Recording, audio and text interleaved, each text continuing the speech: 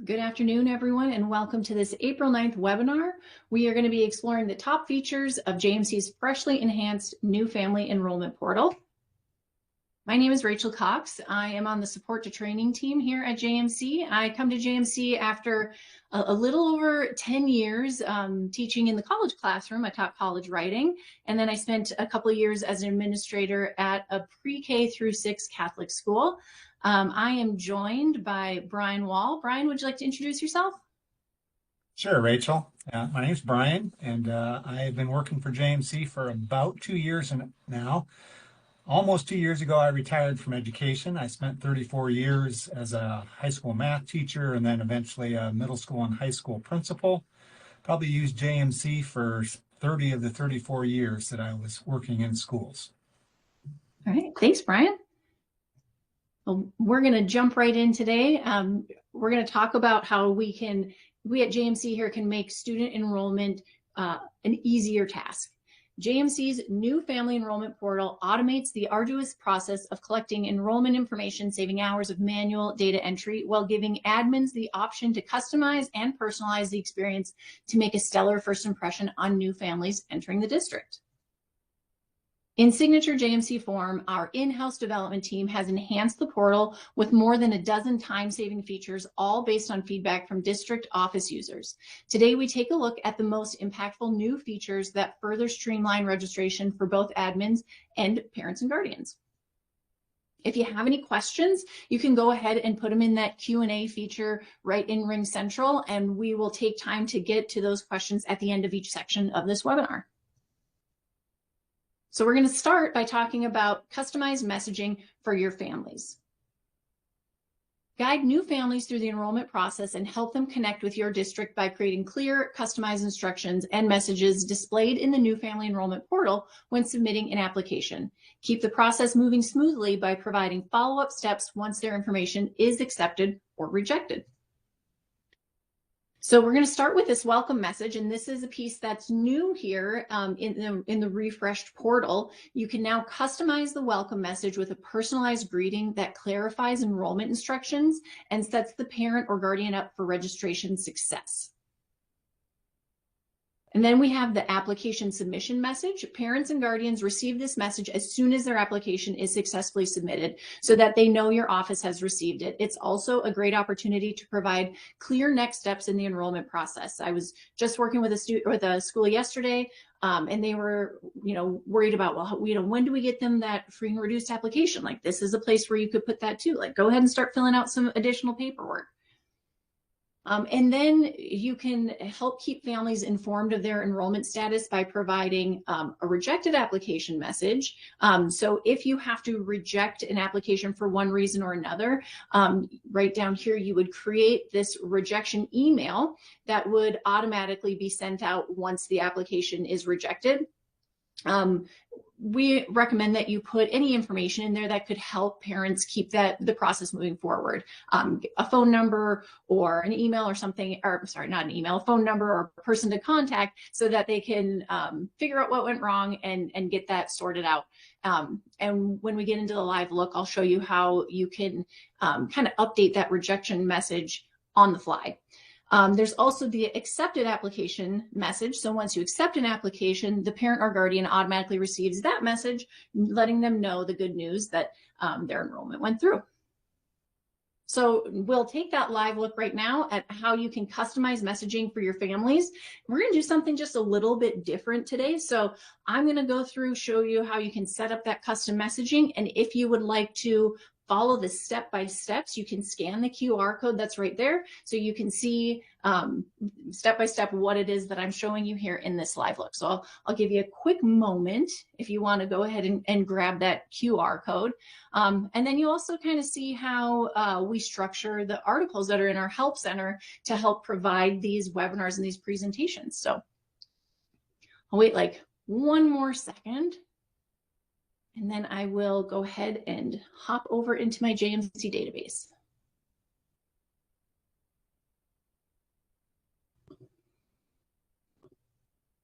All right, so from your JMC home screen, you would want to come down to enrollment forms and family enrollment settings. So enrollment forms, family enrollment settings.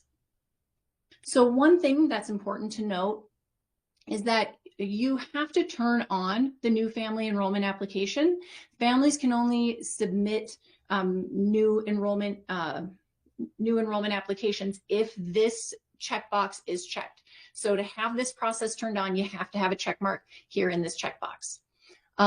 You can insert your school's logo right here. And when we get into the family side, what that looks like, what the message looks like for families, you'll see where this custom logo will show up. So you would just go ahead and click this change file. And the nice thing is right here, you get some parameters so that you have the right size logo. And then you have this application welcome message. So in here, you include anything that you might want prospective families to know. What's great about this is you can include links if you wanted to include a link to your school's webpage or anything like that. Just a nice warm welcome. Any kind of information that the families might need to be successful in filling out the enrollment application. So if you expect families to give you 2 emergency contacts, it would be great to put in here, please provide information for 2 emergency contacts. So anything that you can provide families to make the process easier for them, or any additional information that you want your families to have, you would want to go ahead and include that in your welcome message here. So I'll just go ahead and type in, welcome to our school. We look forward to meeting your students. All right, so pretty simple. One thing that's great to note is if you don't put anything in that welcome message, JMC provides kind of a default, kind of a generic welcome message. So something will be there. It won't just be blank for parents, but you have that option then to customize it as well. So that's your application welcome message. And then you have the submission message. And again, this can be, kind of a more generalized statement, just letting families know that their application has gone through. And this is an email that is sent to these families immediately. So as soon as they hit that submit button, they get this email saying that their application submission went through. Again, you can include additional information, you can include links, you can format this information any way you want. But then you have down below the accepted application message and the rejected application message. So I think I'm going to start with the rejected message. Sorry. Like I was saying earlier, go ahead and include like a phone number or the name of a contact person, someone that they can reach out to find out why that application maybe was incomplete or why it didn't go through. And that would be sent out to families automatically upon selecting that the application was rejected. And we're going to get into how you pull in that information in just a moment. I believe that's the next section here.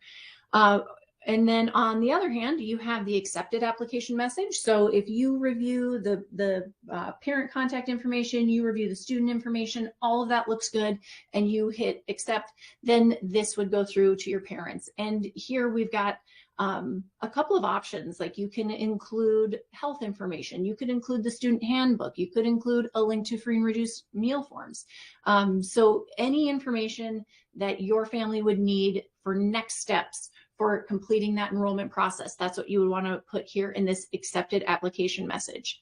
And something that's kind of helpful to note here is that if you go here to hit save and save your settings, if you don't have your submission accepted and rejected messages, if those are blank, it won't let you turn on this application. Though there has to be something in those fields so that you don't automatically send blank emails to families. So you want to make sure that you have something in these messages that are going through. Like I said, the welcome message, we would provide kind of a generic welcome, but you have to have something in these fields so that your families don't get blank emails when they've either been accepted or rejected or submitted their application. All right, I think that's it for setting up your custom messaging. Do we have any questions on this, Brian? I'm not seeing any questions at this time, Rachel. I just think it's really valuable to be able to provide that information in those specific messages because when they're doing this presumably at home on a computer, you're not able to have that face-to-face conversation. So the more information you can give them in those response emails, I think the better off you're going to be. Yeah, absolutely. I I do think, have now. oh, go ahead. Uh, Application and registration are separate steps in Minnesota legislation. Why does your accepted application message say registering, not applying? Your language seems to be a little confusing. Hmm. I'm wondering if, hmm, where are we seeing that language? I guess that's what I'm wondering about. Why does Accepted your application, application. oh, okay, yep, I see it here. It is most likely, Barbara, just because this is just a demo database. This is something that we just have out here for training purposes and whatnot. This isn't going out to families, but again, this is all completely customizable. So you would use language that would make sense to you. But thank you for giving us that note, and I can clean that message up. Just gonna make myself a quick note here. And All that's right. the beauty that those messages are all completely customizable to Yep. your school and your situation. Yep. Absolutely. And it brings up a good point too. I mean, we've got clients in Iowa and Wisconsin and Nebraska. So you do want to make sure that that language follows the guidelines set up by your state's Department of Education. Okay.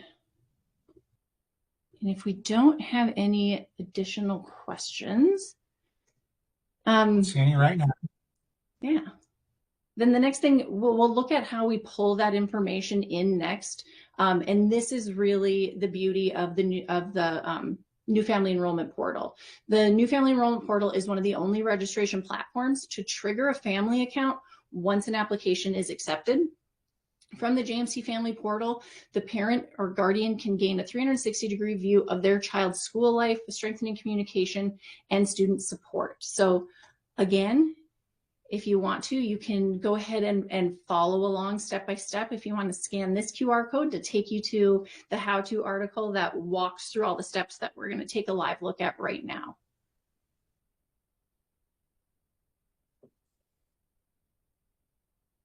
Okay, so where I'm going to go next is really just to the other side of the enrollment form. So we looked at how we set it up, and now we're going to look at when you start receiving those family enrollment forms. So when you click on enrollment forms, family enrollment forms, I've got my pending list here. I can see the contact information here that's come in. So incoming contact, I have Paul Freed here, and I can see the information that Paul submitted. So if I keep this import contact checked, when I accept this application, it will go ahead and create a contact record here for Paul. So I can review it. I can see, okay, Paul Freed, email address, phone number, the anticipated start date for the student right here. And if I wanted to import an additional contact, I could go ahead right here and click import contact.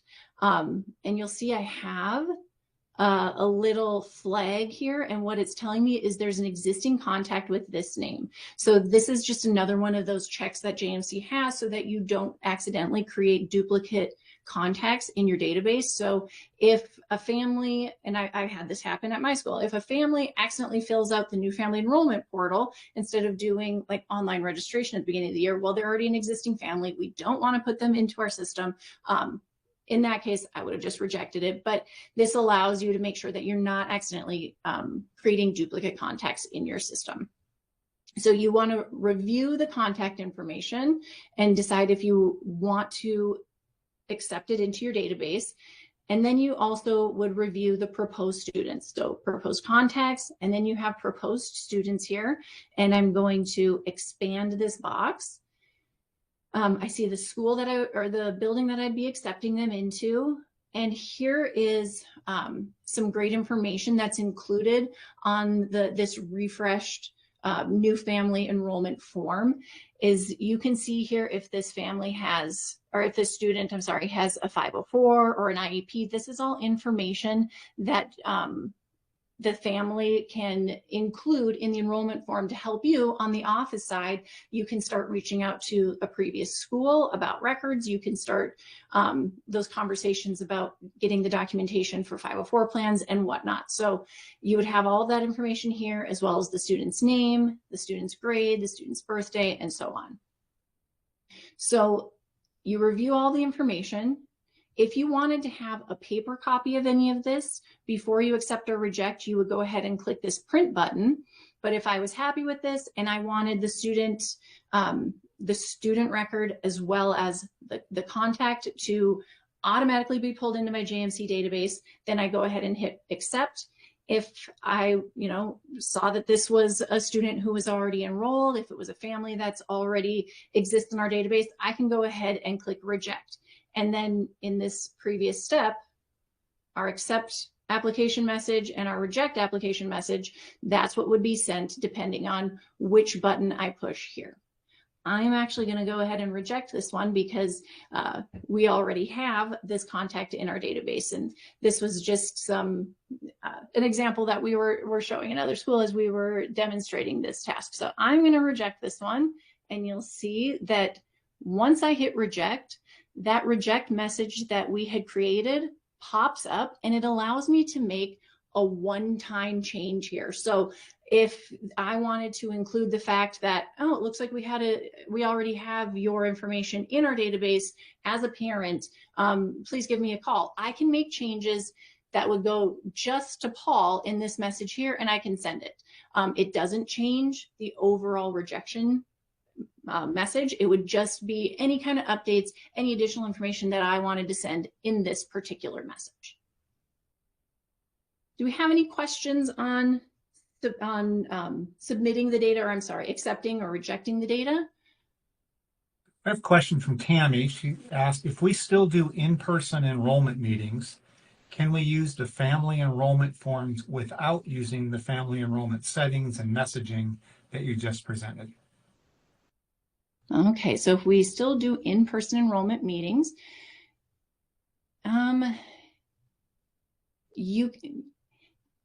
I have used the new family enrollment portal in-person meetings, walk through all the steps with families, but you still have to have the setup on the office side. You can't get around it without setting this up. Because it just doesn't let you turn on the application for families unless you have some information in these fields. And if you're meeting with those families one-on-one, I mean, you can even just say, you're going to get this message from me. You can disregard it or read it if you want to. But we've gone through this information together. You're good to go. So it's up to you how you would want to have that conversation. But you do have to have these fields filled out to be able to turn on that electronic enrollment form. That's a good question. Any other questions before we move on to the next section?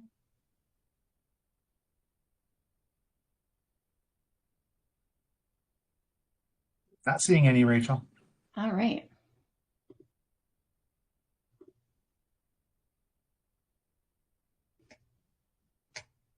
All right, then we'll talk really briefly here about adding emergency contacts, and I'll show you how you merge those emergency contacts as well.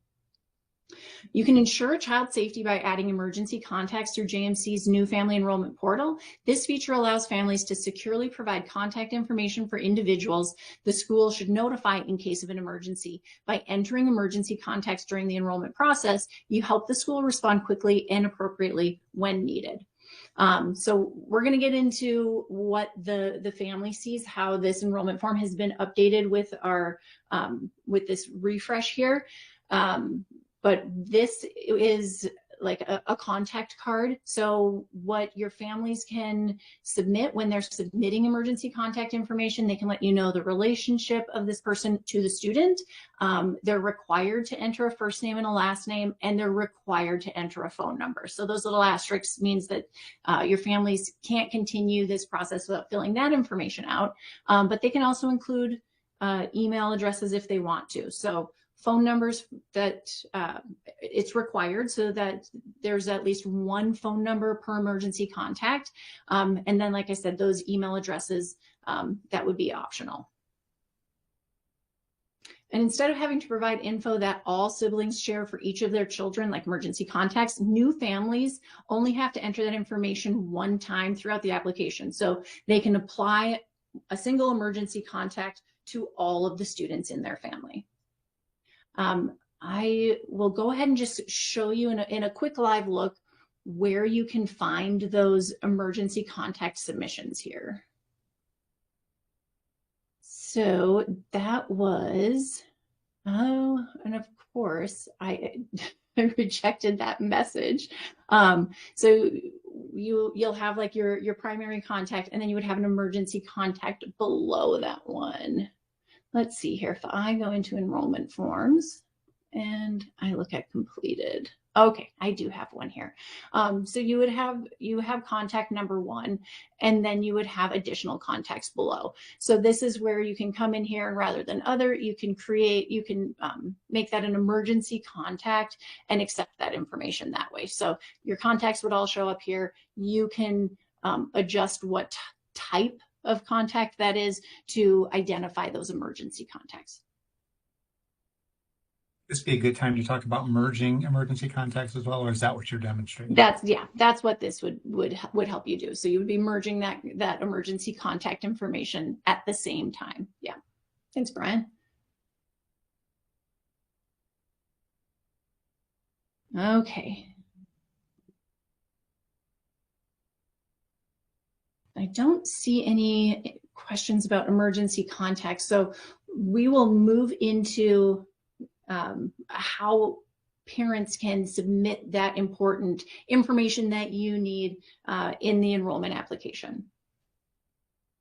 When adding a child in JMC's new family enrollment portal, student information checkboxes help families provide key details about their child's educational and support history. These checkboxes allow you to gather vital information early on in the enrollment process, ensuring new students get the support needed for a safe and successful school year.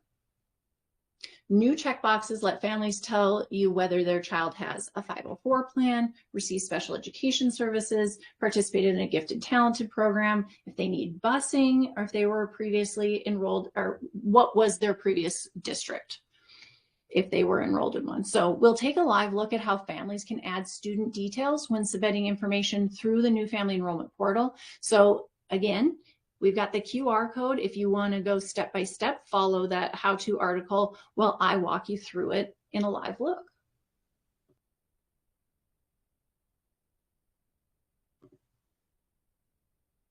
Going back to context just for a moment, Rachel, Yep. Go back to that question. Do the proposed new contacts appear that way to the family? Do the proposed new contacts appear? I mean, I assume they'll appear as they entered them, unless on the office side you would choose to do some editing of those contacts. Right. Yeah, I'm not sure I entirely understand the question. Do the proposed new contacts appear that way to the family? Barbara, I'm going to go ahead and get into what it looks like as the family submits them. And then if you want to add any clarification to that question, or if you still have a question, you can let me know. But to get to the new family enrollment portal, you come here to your JMC landing page. Oh, I see what Barbara's saying. They always skip emergency contacts. Yep, and I'll show you that here in just one second, Barbara. Okay, so from your landing page, you have this new family enrollment chip, and this is only going to work, remember, if you turn on that checkbox when you're setting up your enrollment settings.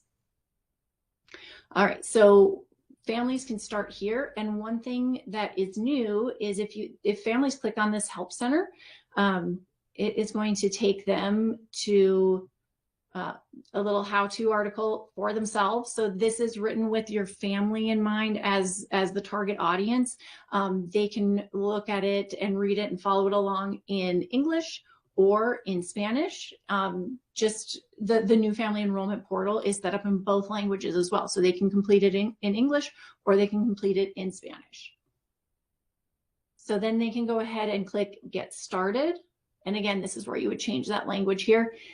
Here is that welcome message.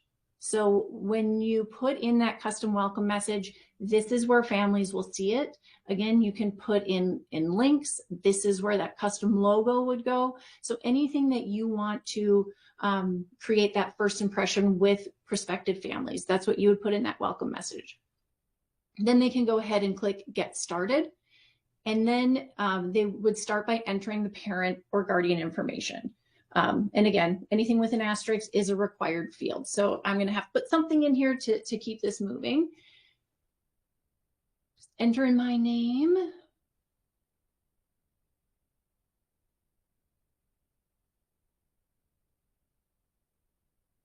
And a phone number.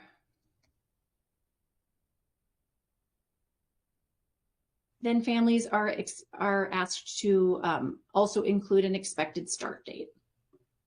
So what's required here? Name, email, phone number, and start date.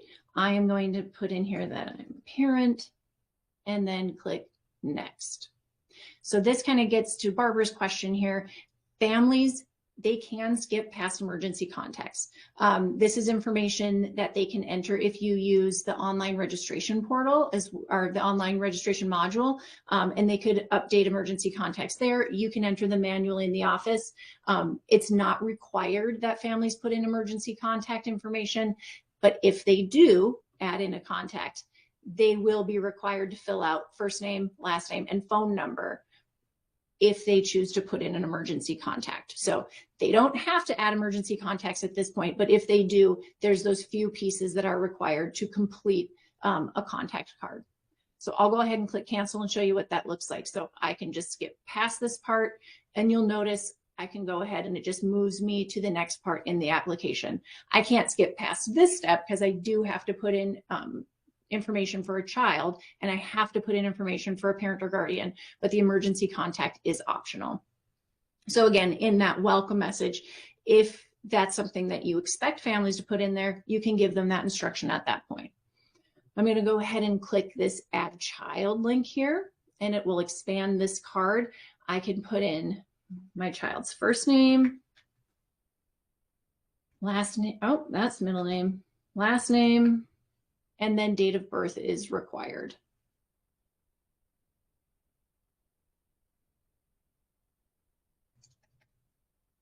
All right, and grade, fourth grade student.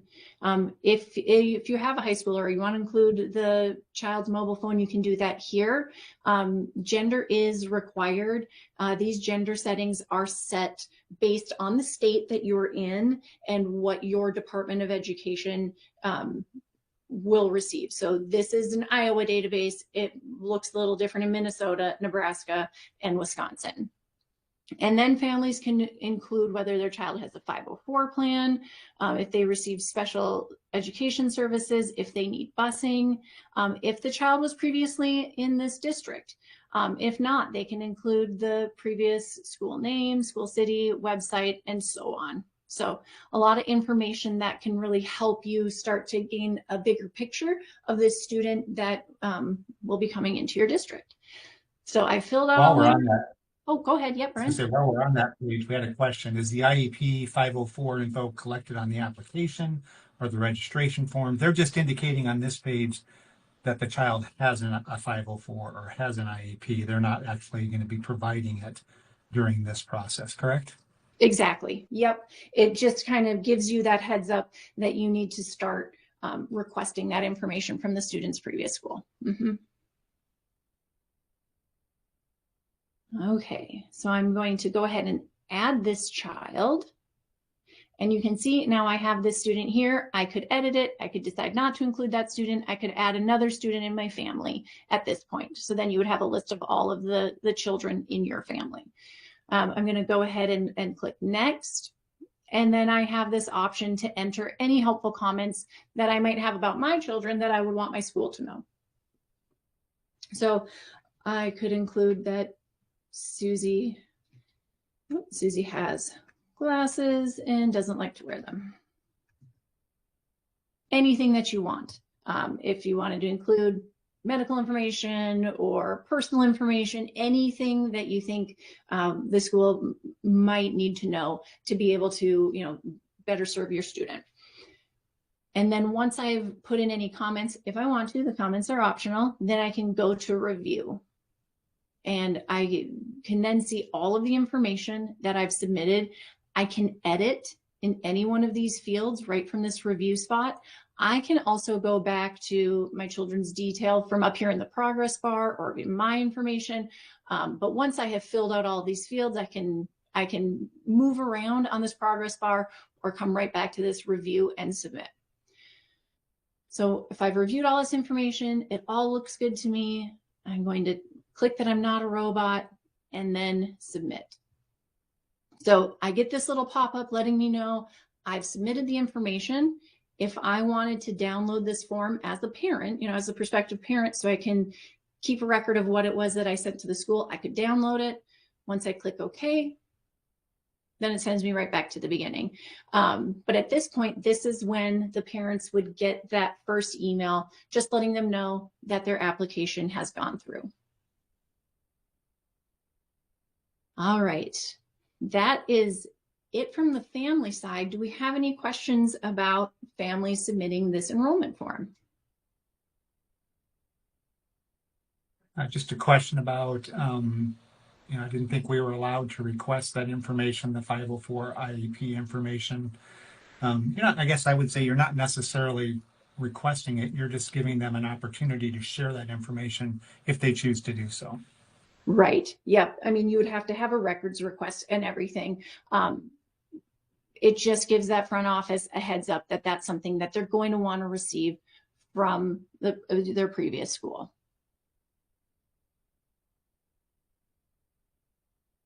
Good question. Any others? No, we had a question about can the school alter this so that those emergency contacts are required? That's not going to be possible at this time, correct? Right. So again, that would just be something you would want to identify in those instructions, like, hey, at our school, we require every student to have 2 emergency contacts on file. And it is one of those examples of, like, you could reject their application and you could say, hey, it doesn't look like you submitted any emergency contacts. Would you please submit again or provide information about those emergency contacts? So it would just be in how you frame it to the school or frame it to the families. Yeah. Any other questions? I'm not seeing any right now. Okay. All right. Well, then I think we are ready to start wrapping things up. If you do have any questions, go ahead and keep putting them in there. We'll take one more question look before we wrap it up entirely. But these were just a few of the highlights of JMC's refreshed new family enrollment portal. You can read this blog post to learn more about how the portal can save time on registration, improve data accuracy, and ensure the best first impression of your district. Some upcoming webinars that we have next week. We are going to be doing a Minnesota MCCC EdFi work session, followed the following week by a deeper dive into our all-in state reporting support. At the end of April, we are going to look at how you can keep up with student transcripts, and at the beginning of May, ending the year in Wisconsin. JMC's summer conference is coming in hot with fun games, prizes, good food, and can't miss training sessions in Minnesota on June 18th and Iowa on the 20th. The best part, if your school has the most attendees, you'll win a pizza party for your building. So get ready to register, and you can rally your team and get ready. That registration link is going to open soon. Our CSS team will drop by your district this month to ensure you have all that's needed to be successful, state reporting tips included. They'll also treat you to a taste of this year's summer conference fun. If you have any immediate questions, you can email training@jmcinc.com. And from one-on-one virtual work sessions with a JMC data expert to over 100 how-to articles on state reporting, we're here to ensure that your data submissions go smoothly. Learn all the ways JMC can support you in state reporting over on the blog. It's almost time to turn on JMC's online registration. If you're wondering how that works, you can tune in on May 14th for the step-by-step on setup, from enabling district and building level settings to creating crystal clear health questions. And then you can join our May 21st work session, where our trainers will answer any follow-up questions you may have. So we'll take one more quick check on our questions here. If there are any additional questions before we sign off. I had a question from Josh. Once accepted, is there any way to get back to the info that was submitted, such as if a parent left a comment for the previous school? Yes, absolutely. Great question, Josh. So I'm going to go back to my JMC office here.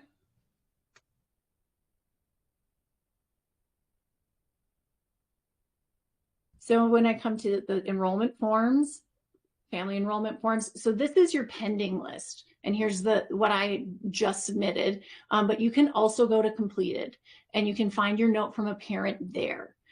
So you can go back and find that information when you just switch from pending to completed. Good question. And when you review that completed application, you can see everything they submitted. So if they marked 504 or IEP, you'd be able to see that information as well. Exactly. Yep. That information, those check boxes show up here. When you expand this student information, you can see all of that here. Yep. All right. And it looks like we have one last comment about summer conference. In Minnesota, we are going to be in Plymouth again at the same location we were at last year. Brian, do you remember the name right off the top of your head?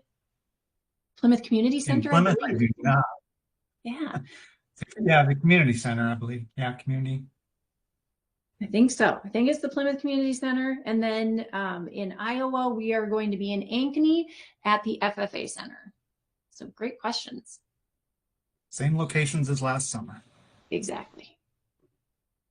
All right. And if there aren't any other questions, on behalf of myself and Brian and all of us here at JMC, thank you for joining this webinar today, and thank you for choosing JMC.